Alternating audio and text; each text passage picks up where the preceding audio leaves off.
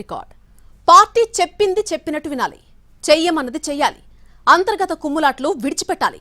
ఈటెల రాజేందర్, బండి సంజయ్ సయోధ్యలో అధిష్టాన పెద్దలు ఇవే మాటలు చెప్పారా? కుస్తీ వదిలి దోస్తీ కట్టాల్సిందే అని ఉపదేశించారా? ఉప్పు నిప్పులా వ్యవహరించిన ఈటెల, బండి సంజయ్ల మధ్య రాజీ ఎలా కుదిరింది? ఈటెల ఇంట్లో అసలేం జరిగింది? తెలంగాణ బీజేపీలో కేంద్ర మంత్రి బండి సంజయ్, ఎంపీ ఈటెల రాజేందర్ మధ్య విభేదాలు బహిరంగ రహస్యం. ఇద్దరి మధ్య పార్టీలో కోల్డ్ వార్ పీక్ లెవెల్లో ఉంటే అటు ఇరువురు నేతల అనుచరుల సోషల్ మీడియా యుద్ధం ఎప్పుడో హద్దులు దాటింది. దుష్ప్రచారం చేసుకుంటూ పతాక స్థాయికి వైరం వెళ్లిపోయింది. ప్రచ్ఛన్న యుద్ధం వెళ్లిపోయింది. పార్టీ పెద్దలు ఎన్నిసార్లు సర్ది చెప్పినా తీరు మారలేదు. ఆ ఇద్దరు నేతల మధ్య ఎందరో కార్యకర్తలు నలిగిపోయారు. కరవమంటే కప్ప కోపం, విడవమంటే పాముకి కోపంలా కార్యకర్తలు ఇబ్బందులు పడ్డారు. ఆ ఇద్దరు నేతల విభేదాలతో పార్టీకి నష్టం జరుగుతుందన్న బాధ శ్రేణుల్లో ఉండేది. ఆ ఇద్దరు నేతలు కలిస్తే పార్టీ సీన్ మారుతుంది అనే ఆశ వారిలో అంతా ఇంత కాదు.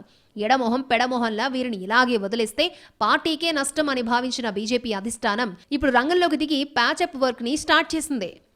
బీజేపీలో కీలక డెవలప్మెంట్ ఇది. నువ్వా నేనా అనే రీతిలో కీచులాడుకున్న బండి సంజయ్, ఈటెల రాజేందర్ కలిసిపోయారు. కాదు, ఆ ఇద్దరు నేతలను పార్టీ పెద్దలు కలిపారు. కలిసి కూర్చోబెట్టారు, మాట్లాడుకున్నారు, కలిసి పని చేయాలని చెప్పారు. ఎవరికి వారే యమునా తీరుగా ఉన్న బండి సంజయ్, ఈటెల మాట్లాడుకున్నారు. బయటకొచ్చి కౌగులించుకున్నారు, నవ్వుకున్నారు. తాము ఒక్కటయ్యామనే ఫీలింగ్ ఇచ్చారు. ఇందుకు పార్టీ ఢిల్లీ పెద్దలు సునీల్ బన్సల్, అభయ్ పాటిల్లు చొరవ తీసుకున్నారు.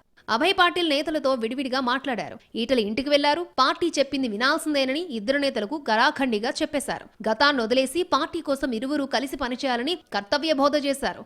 ఇందుకు ఇద్దరు ఓకే చెప్పారట. ఆయన వారితో ఏం మాట్లాడారో, ఏం చెప్పారో కానీ ఎట్టకేలకు ఆ ఇద్దరిని ఒక చోట కూర్చోమని మాట్లాడుకునేలా చేశారు. దీంతో ఇద్దరు వైరానికి తెరపడినట్లయింది. అయితే బండి సంజయ్, ఈటెల రాజేందర్ల మధ్య నిజంగా సయోధ్య కుదిరిందా? ఇరువురు మధ్య కోల్డ్ వార్ గతమేనా, లేదంటే పార్టీ పెద్దల ముందు కలిసినట్టుగా కలరింగ్ ఇచ్చారా?